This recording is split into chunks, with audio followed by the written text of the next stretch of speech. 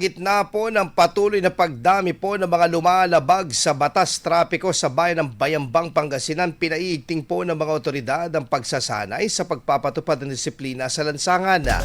Naglunsad ang Bayambang Public Safety Office ng seminar para sa mga traffic enforcer at TODA officers bilang bahagi ng hakbang para palakasin ang kaalaban sa road safety.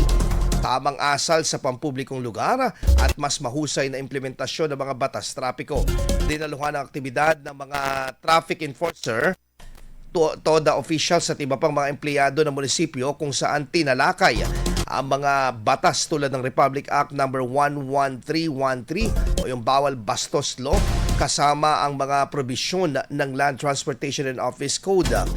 Layunin ng pagsasanay na mapababa ang bilang ng mga violations at mapaigting pang disiplina sa kalsada matapos iulat ng BPSO na umabot sa 11,268 traffic violations ang naitala sa Bayambang noong 2025. Sa kabila ng mga hakbang na ito, patuloy ang hamon na sa lokal na pamahalaan na mapanatili ang maigpit na implementasyon ng batas trapiko sa gitna ng lumalaking bilang ng mga lumalabag sa ordinansa sa lansangan.